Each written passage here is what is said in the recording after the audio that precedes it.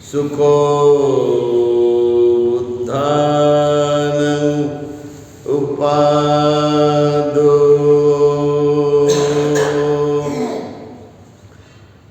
सुखा सद्धम्मदेशना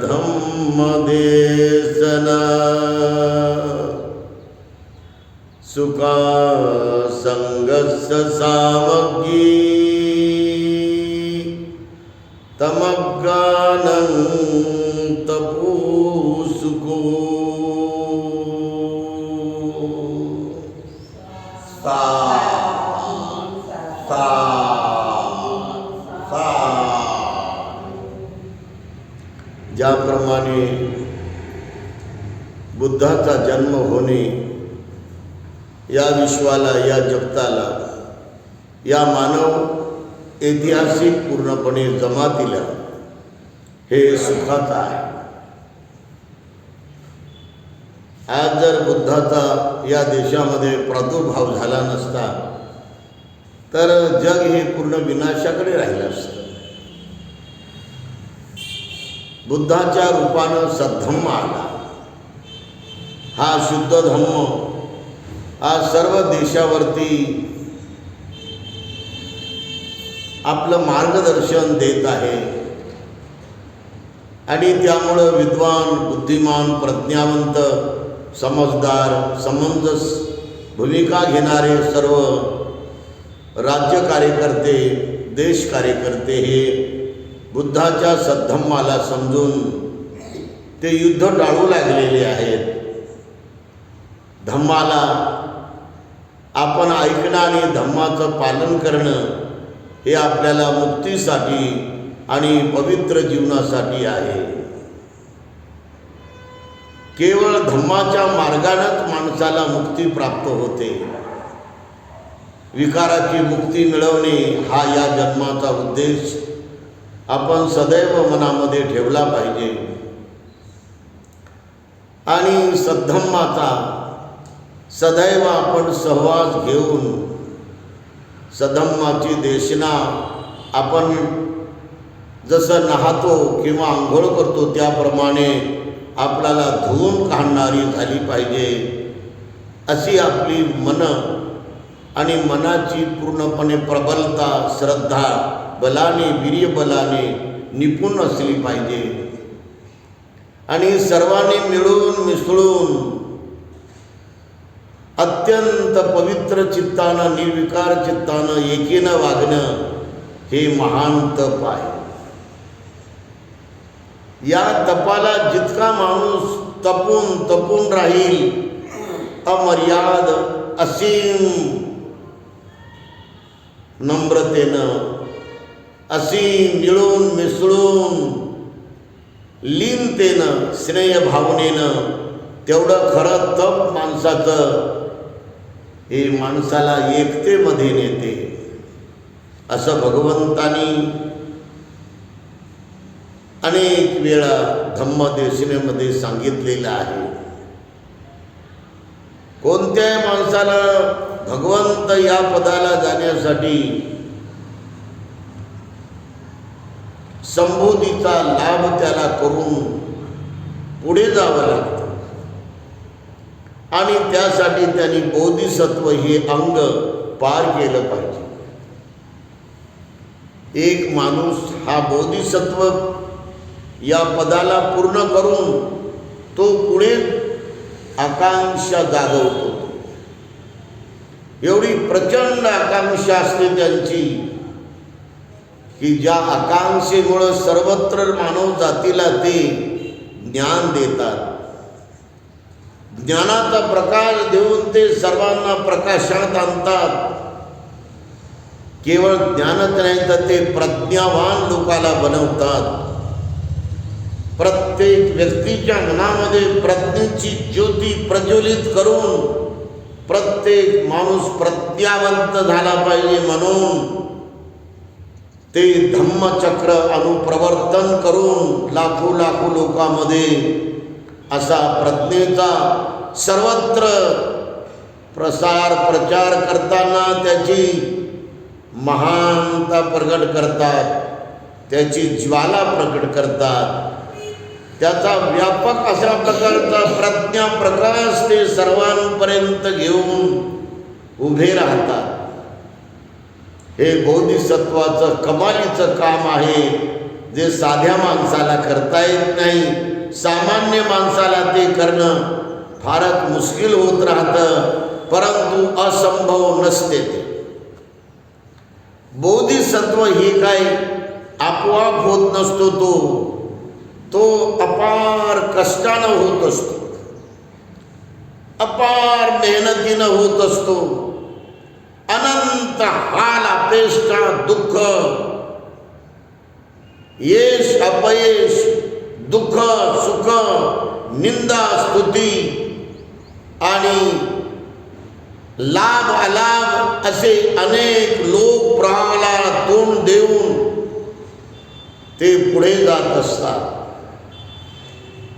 आपल्याला कोण थोडंसं डिवचलं का रे लय तू लय धर्मवान झाला नाही का, आणि कोणी असं जर आपल्याला हिनवलं तर आपण दुसऱ्या दिवशी विचार करू जावं की नाही, जावं की नाही, जावं की नाही.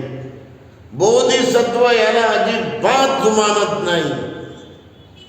जिंदगीमध्ये त्यांच्या यश मिळो अपयश मिळो, सुख हो सुख मिळो दुःख मिळो, निंदा हो गौरव हो किंवा स्तुती हो, लाभ हो अलाभ हो, मनाच्या अनुकूल हो मनाच्या प्रतिकूल हो, बोधिसत्व याच्या पार जातो. हे लोक प्रवाह, हे लोक विषय जगात सदा सर्व काळ असतात, त्याला कोणी थांबू शकत नाही. बोधिसत्व या सर्वांना भेदून जातो पुढे. हे भेदून जाणारी शक्ती म्हणजे महाप्रज्ञा आहे. ती नैष्क्रम्य कर्मामध्ये येत असते. ती कर्मानं ती तेजस्वी बनत असते. नैष्क्रम्य पारमिता हे बोधिसत्वाचं सार्वभौम ऐतिहासिक असं मानसिक सौंदर्य आहे. नैष्क्रम्य हा जो पालीमधला शब्द आहे, निष्काम कर्मयोग म्हणजे काय आहे. ज्याप्रमाणे आपण लडाखमध्ये जर गेलो तर तिथे प्रचंड असं हे पत्ती म्हणजे चाय पत्तीचं पीक आहे. पहाडानं सर्वत्र जिकडे जाल तुम्ही तिकडे चाय पत्ती तुम्हाला दिसेल. आणि त्यामुळं त्या राज्याला चाय पत्तीचं करोडो रुपयाचं उत्पन्न आहे. आणि तुम्ही जर महाराष्ट्रामध्ये नेरला गेला, तुम्ही नेर नावाचं एक मोठं शहर आहे, यवतमाळ पासून आपल्याला अमरावती मार्गावर मिळते. आणि तिथे जर तुम्ही गेलात तर तिथे एरंडीचं तेल तुम्हाला मिळेल. तिथे तुम्हाला जवसाचं तेल मिळेल. तिथे तुम्हाला शेंगदाण्याचं तेल मिळेल, करडीचं तेल मिळेल. हे जे तेल काढणारा बैल आहे तो सतत फिरत राहतो. तो त्या घाण्याच्या भोवती सतत तो मेहनत करतो, तो प्रचंड कष्ट करतो, तो प्रचंड तो साहस वाढवतो, प्रचंड तो पूर्णपणे त्याग करतो आपल्या जिंदगीचा. तेव्हा तुम्हाला तिथे गोड तेल, शेंगदाणा तेल, करडीचं तेल, जवसाचं तेल, सारे तुम्हाला तेल तिथे पाहायला मिळेल. तो एक सारखा मेहनत करतो. तो त्याची मेहनत कुठं थांबतच नाही. असा प्रचंड तिथं बैल आहे जो तुम्हाला पूर्ण महाराष्ट्राला पूर्ण तो तेल पुरवतो. याप्रमाणे बोधिसत्व प्रचंड कष्ट करतो तुमच्यासाठी. बोधिसत्व प्रचंड हिम्मत करतो तुमच्यासाठी.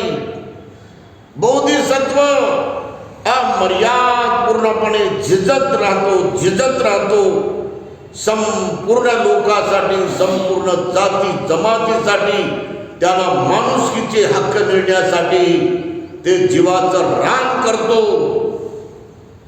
बोधिसत्व हा बौद्धिक मेहनत करता करता तो मानसिक मेहनत करतो. त्याला मानसिक व्यायाम म्हणतात. हे बौद्धिक व्यायाम आणि मानसिक व्यायाम त्यांचा अखंडपणे चालत राहतो. त्यांची अभिलाषा कुठेच नसते. एकदाची गोष्ट अशी आहे की ती प्रबुद्ध प्रिंटिंग प्रेसमध्ये एक त्यांचा कमरा होता.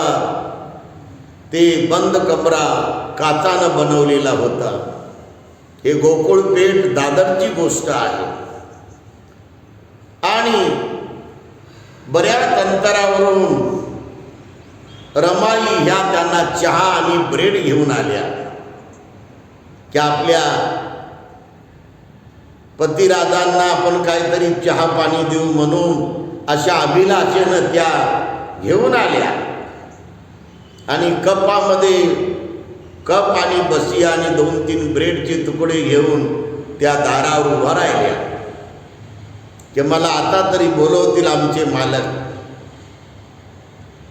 मला आता तरी हाक मारतील, असा काहीतरी इशारा करतील, संकेत करतील. म्हणून त्या 15 मिनिट झाले उभ्यात, अर्धा घंटा झाला उभ्यात, पाऊण घंटा झाला उभ्यात, 1 घंटा झाला उभ्यात. किती उभं राहणार माणूस शेवटी. आणि बोधिसत्व हा इतका तल्लीन असतो तो की त्याला या भौतिक जगाचं काही ना लेणं असतं ना घेणं असतं. त्याला एकमेव प्रेम असतं ते ग्रंथप्रेम. ग्रंथावर जेवढं प्रेम या बोधिसत्व परम पूजनीय बाबासाहेबांचं होतं एवढं जगात कुणाचंच प्रेम ग्रंथावर नव्हतं. आणि म्हणून 1.25 घंट्यानंतर रमाई खाली कोसळल्या, बसी पडली खाली आणि कपय फुटला, बसीत तडकली, आवाज आला छनन. तेव्हा त्यांनी बोधिसत्वानं असं थोडीशी नजर अशी बाजूला वाकवली तर ते कोणी पडलेलं त्यांना दिसलं तर ते थोडीशी खुर्ची बाजूला करून तिथे लगेच त्यांना धरायला आले. आणि ते म्हणले तुम्ही माझ्या नादाला कशाला लागता, मला कशाचीच गरज नाही. त्यांची अभिलाषा ना पाणी पिण्याची असते, ना त्यांची अभिलाषा ना चहा पिण्याची असते, ना त्यांची अभिलाषा काय ब्रेड खाण्याची असते. अमेरिकेसारख्या एवढ्या उच्च शिक्षित आणि सुशिक्षित बिलकुल उच्च स्टँडर्डनं जगणाऱ्या महान स्कॉलरमध्ये बोधिसत्व अभ्यास करायला बसायचा ना. त्यांना कशा पाण्याची गरज भासायची ना कधी त्यांना जेवणाची गरज. तर 2-3 ते ब्रेडचे तुकडे आणायचे ते आणि ब्रेडच्या तुकड्यासोबत ते पाण्यामध्ये असं टाकून ते ब्रेडचे तुकडे खायचे ते लायब्ररीमध्ये बसून. आणि यासाठी त्यांनी त्या ग्रंथालयाच्या ग्रंथपालची परवानगी घेतली होती की मी 2-3 तुकडे खातो कारण मला जेवायला वेळ मिळत नाही. आणि 2 वर्षामध्ये मला पूर्ण अभ्यास समाप्त करायचा आणि तेवढ्या 2 वर्षामध्ये मला हे मिळालेली स्कॉलरशिप याचा उपयोग करायचा. बघा किती त्यांची तीव्र अशी काम करण्याची जिद्द आणि काम करण्याची तळमळ हे अखंडपणे त्यांनी 2 वर्ष चालवली. आणि त्या 2 वर्षामध्ये त्यांनी स्कॉलरशिप बराबर आपल्या कामाला लावली आणि उद्देश ठेवलेलं ध्येय त्यांनी पूर्ण सफल करून टाकलं. ही बोधिसत्वाची महान करामत असते. ती ज्या माणसाला एवढी प्रेरणा मिळेल ती प्रेरणा त्या माणसानंच घेतली पाहिजे की ज्या माणसाचं बोधिसत्वावर ओत प्रेम आहे, परिपूर्ण प्रामाणिक निष्ठा आहे, त्याने हा त्यांचा गुण घेतला पाहिजे. आणि वेगवेगळ्या विषयामध्ये आपण निष्णांत झालं पाहिजे, प्रकांड अभ्यासू झालं पाहिजे, विद्वान झालं पाहिजे. नैष्कर्म्य पारमिता याला म्हणतात. ना बायकोचा त्याला सहवास करायची इच्छा होते, ना लेकराचा त्याला सहवास करायची इच्छा होते, ना लेकरासोबत कधी आपण विरंगुळा करायची इच्छा होते, ना मित्रासोबत, ना समाजासोबत. कोणताही नाता आणि कोणताही विषय बोधिसत्व जेव्हा ध्येय पूर्ण करतो तेव्हा त्याच्यामध्ये तो डुबू इच्छित नाही, तो वाहू इच्छित नाही. जेव्हा त्यांना प्रेम करायचं तेव्हा ते करतील, जेव्हा त्यांना त्यांच्यासोबत वावरायचं तेव्हा ते वावरतील, जेव्हा त्यांना कर्तव्य पूर्ण करायचं तेव्हाच ते कर्तव्य पूर्ण करतील. बोधिसत्व हा अनंत गुणांनी परिपक्व बनायला आपला ध्येय समोर ठेवत असतो. म्हणून त्यांचे 5 इंद्रिये हे बोधीच्या गुणाकडे पूर्णपणे झेप घेतात. प्रचंड शक्तीनिशी ते बोधीचे गुण आत्मसात करायला जीवाचं रान करत असतात. ते सर्वांना डोळे आहेत, परंतु सर्व त्या डोळ्यानं ज्ञानचक्षुनं पाहतात का? प्रज्ञाचक्षुनं पाहतात का? महत्वाचं म्हणजे ज्ञानचक्षु कसा निर्माण होतो, प्रज्ञाचक्षु कसा निर्माण होतो, धम्मचक्षु कसा निर्माण होतो, हेच माणसाला कळत नाही. त्याला तर साधं पाहायला मिळते. हे झाडं आहेत, हे जंगल आहे, हे स्त्री आहे, हे लेकरं आहे, हे विश्व आहे, हे रोड आहे, हे बिल्डिंग आहे, हे सारा संसाराचा पसारा आहे, ही सारी दुनियादारी आहे. असा माणूस बाहेरचं पाहतो, तो बाहेरचं अवलोकन करतो. या बाहेरच्या अवलोकनामध्ये, या बाहेरच्या जगामध्ये माणूस एवढा लीन होतो, एवढा तो आहारी जातो, त्याच्यातून त्याला बाहेर पडणंच मोठं कठीण होतं. त्याच्यातच तो पूर्णपणे चक्कर लावतो. जसं एखादं बटन सुरू करावं आणि मशीन सुरू व्हावी, असं आपल्या मनाचं चक्र या भौतिक जगामध्ये भरकटत असते. एक सारखं पूर्णपणे चक्रा मारते. अज्ञानातून लोभ, लोभातून इच्छा, राग, क्रोध, मोह, अज्ञान, लोभ, क्रोध, माया, मोह, इच्छा, वासना, या चक्रामधून लवकरात लवकर जितका प्रज्ञावंत माणूस बाहेर पडेल, जितका ज्ञानचक्षु जागवणारा माणूस बाहेर पडेल, जितका तो धूर्त आणि इंद्रियावर ताबा मिळवणारा ज्ञानी माणूस, पंडित माणूस बाहेर पडेल, तितक्या लवकर तो पूर्ण ध्येय पूर्ण करायला जाईल. इंद्रियातीत जगामध्ये तो वावरायला काम करेल. इंद्रियाच्या पलीकडचं एक जग आहे, त्याला इंद्रियातीत म्हणतात. हे चक्षु इंद्रियाच्या पलीकडे बरेच चक्षु आहेत. प्रज्ञाचक्षु आहे, ज्ञानचक्षु आहे, धम्मचक्षु आहे, विशुद्धी चक्षु आहे, सम्यक दृष्टी चक्षु आहे. कित्येक प्रकारचे चक्षु आपल्याला जागवावे लागतात. ते जागतच राहतात. एकदा आपल्याला त्याची कला आली की ते जागत जागत जागत पूर्ण अशा प्रकारे व्यापक होत राहतात. ते एवढे प्रचंड बलवान होतात ते चक्षु. सर्वात मोठा प्रज्ञा चक्षु आहे की जो सर्वांना भेदून जातो पुढे. तो प्रज्ञाचक्षु असा प्रखर आहे की तो साऱ्या विषयाला भेदून जातो, शिरत जातो तो. किती त्याच्या समोर धन दौलत आमिष म्हणून येऊ द्या, किती त्याच्या समोर मोह माया हे पूर्णपणे मारसेना म्हणून येऊ द्या, त्यांना जिंकायला अडथळे येऊ द्या, किती त्यांच्या समोर वासना, किती त्यांच्या समोर लोभ इच्छा वासना अनेक प्रकारचे असे विषय येऊ द्या जे मुद्दाम त्यांना अडथळे म्हणून टाकले तरी ते त्याला जुमानत नाही, ते भेदून पुढे जातात. ते का अमेरिकेचे काही लोक बाबासाहेबाला त्रास देत नव्हते का इंग्लंडचे लोक काय त्यांना काही त्रास देत नव्हते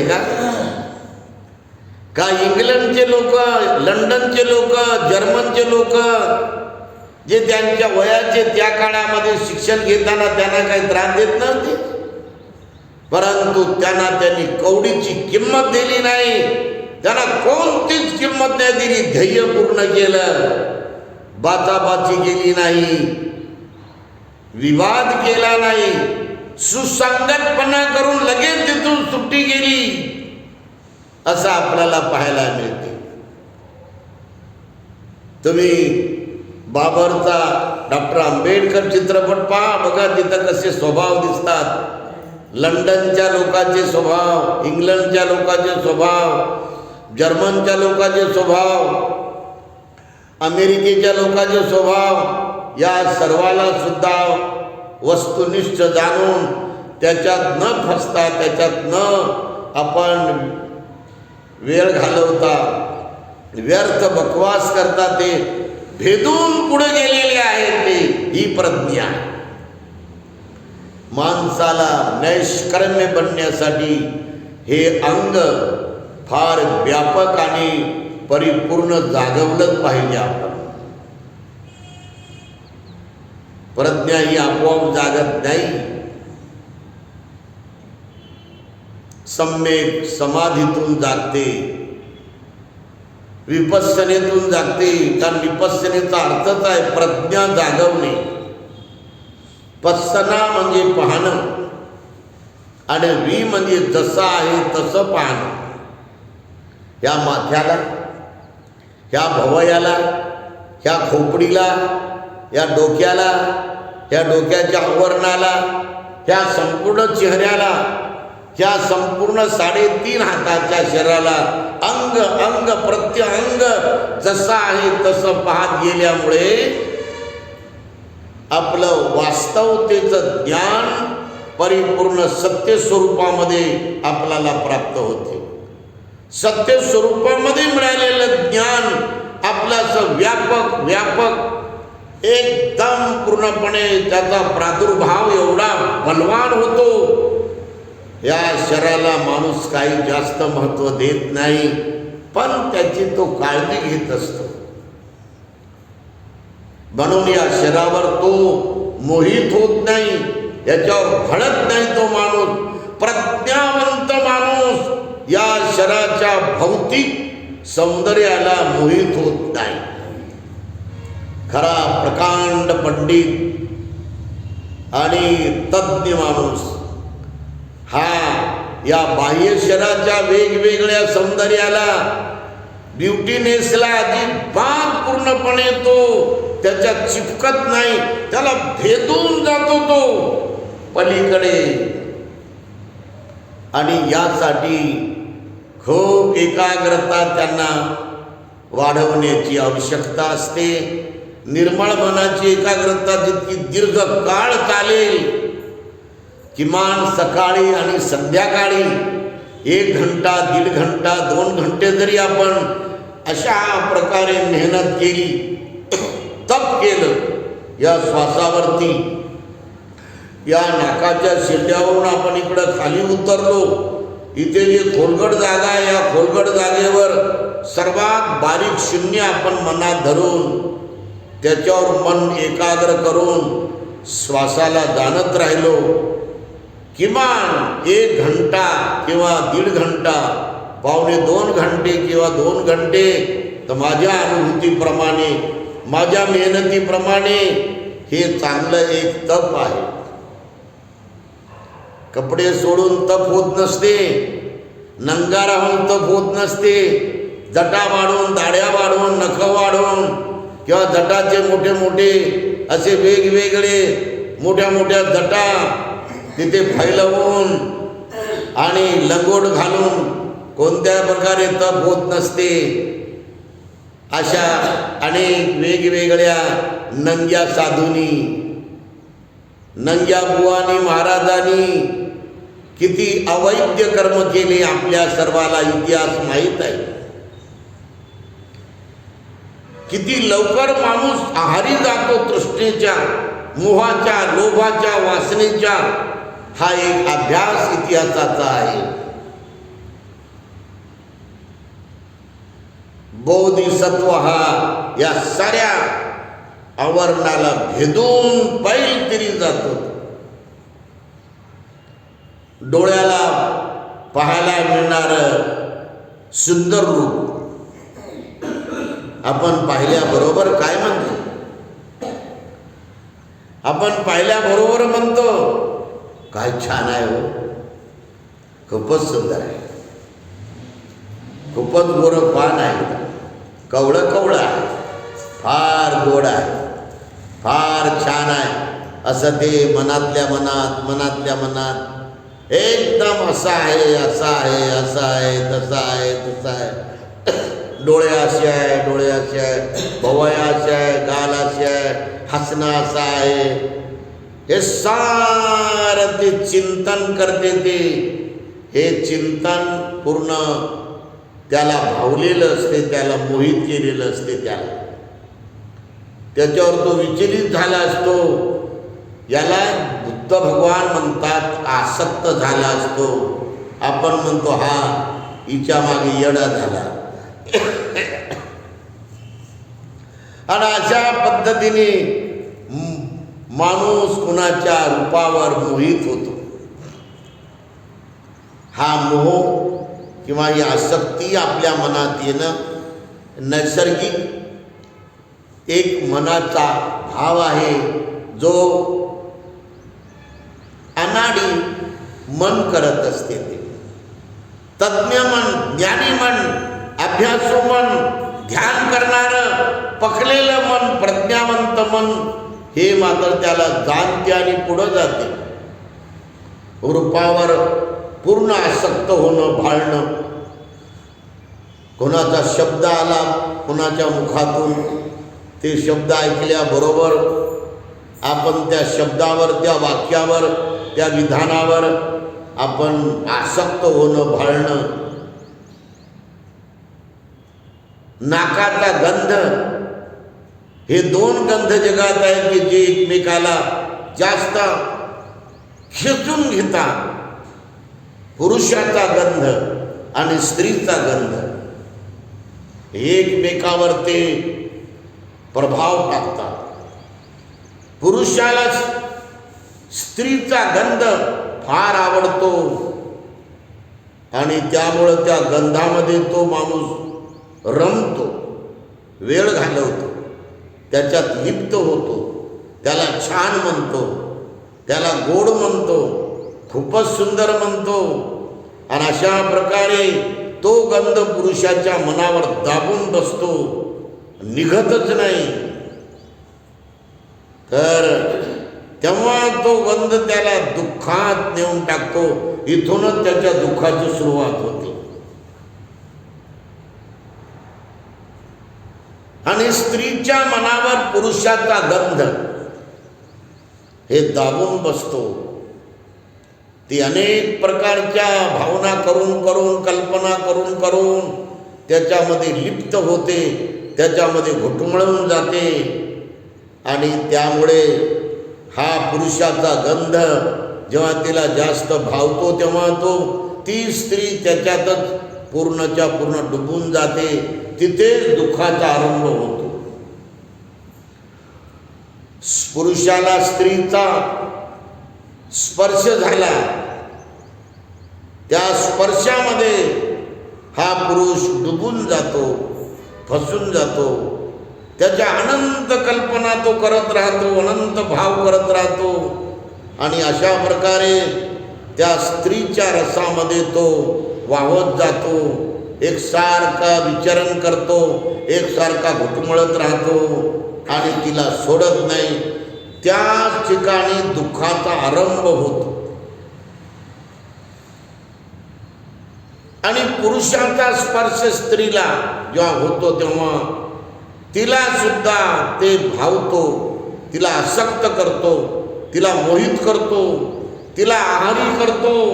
आणि ती अशा प्रकारे त्याचा आनंद घेत असताना कोणत्याच प्रकारे त्याला सोडायची ती इच्छा करत नाही. आणि या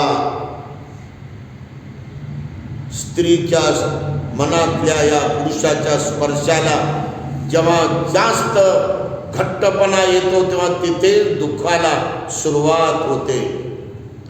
असं भगवंतानी वर्णन करून अंगुत्तर निकायामध्ये सर्वांना ज्ञानी बनवलेला आहे. स्त्रीचा रस जेव्हा पुरुष घेतो तेव्हा स्त्रीच्या रसामध्ये तो लिप्त होतो, आसक्त होतो, भाळतो, त्याला छान म्हणतो, त्याला खूप गोड म्हणतो. आणि अशा प्रकारे त्या स्त्रीच्या रसामध्ये तो पूर्णपणे वाहवल्या गेल्यावर तिथेच दुःखाचा आरंभ होतो. आणि स्त्रीला पुरुषाचा रस आवडतो. आणि अशा प्रकारे पुरुषाचे आणि स्त्रियांचे हे पंचकाम गुण माणसाला आहारी करतात, आसक्त करतात. या आसक्तीमध्ये ते घट्ट होतात, त्याला ते छान म्हणतात, त्याला ते खूबसूरत म्हणतात, त्याला खूप आनंद देणारे म्हणतात, त्याला दिव्य म्हणतात, त्याला फार अप्रतिम महान स्वर्ग सुख म्हणतात. काही जण बोधिसत्व या साऱ्या बाबीला भेदून जातो पुढे.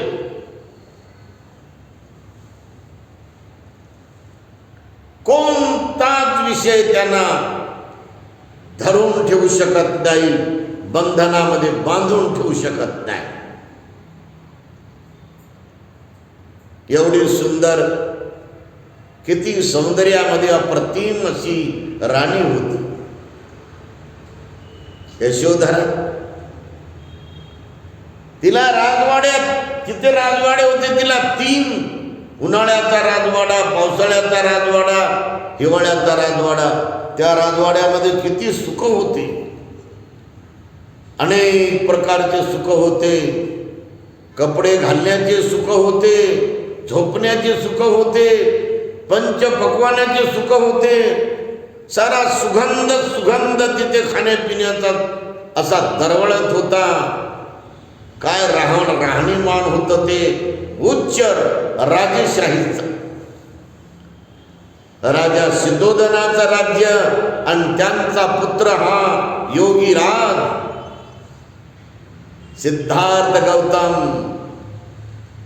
ते तर तेव्हा युवक होते, योगीराज होते, परंतु त्यांच्यामध्ये बोधिसत्वाच्या प्रचंड शक्त्या ह्या सुप्त होत्या. त्या पूर्ण प्रगट झाल्या नव्हत्या, त्या व्यापक झाल्या नव्हत्या. त्याचा विस्तार आणि विस्तार परिपक्वतेपर्यंत झाला नव्हता. अशा सुंदर स्त्री सोबत, अशा सुंदर युवकानं आपला संसार मरेपर्यंत केला असता की नाही? त्यांना ते आवडलं असता की नाही? त्यांना ते गोड लागला असता की नाही? त्यांचा शेवटही चांगलाच झाला असता की नाही?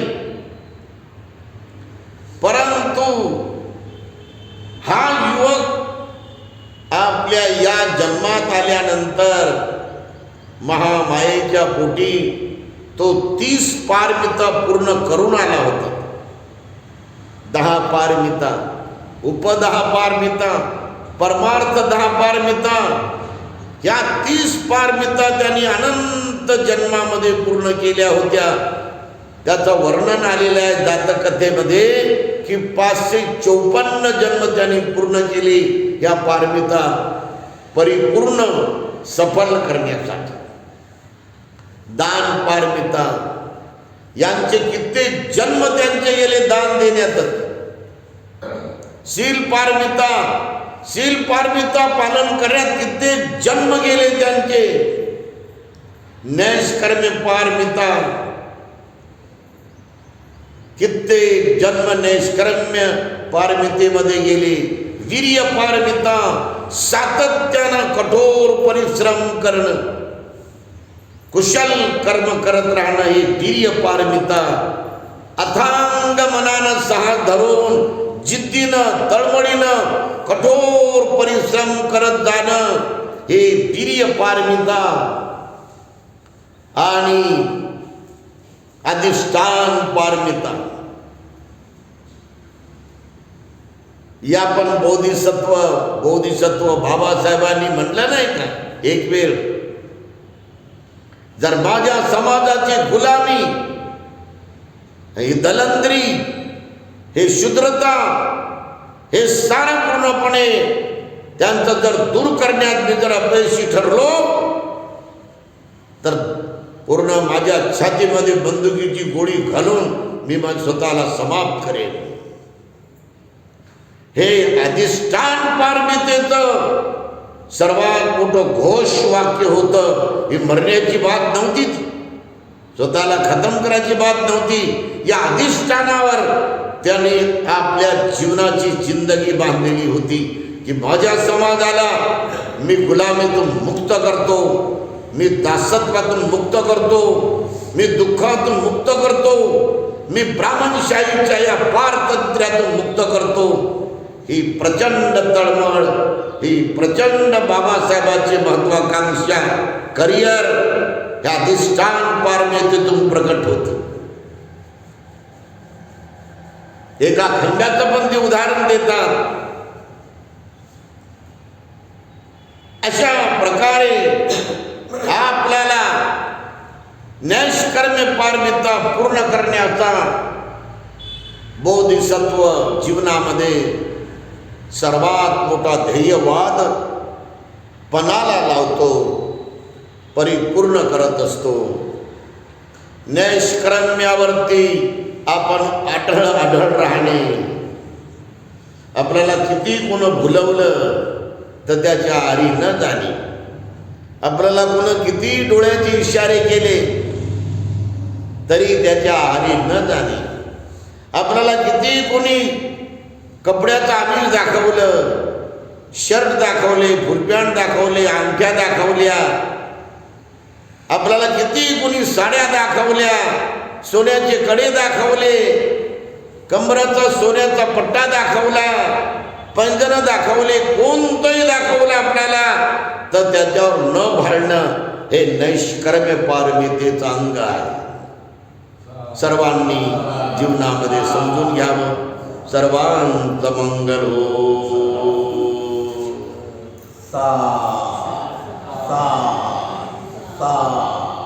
मंगल मैत्री. अभिवादनशील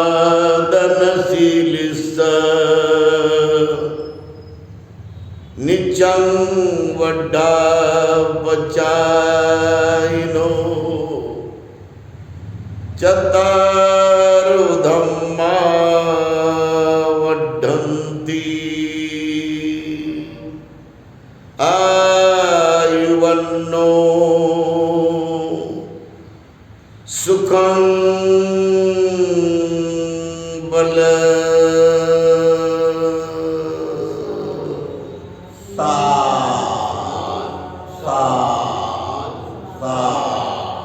बुद्धं नमामि.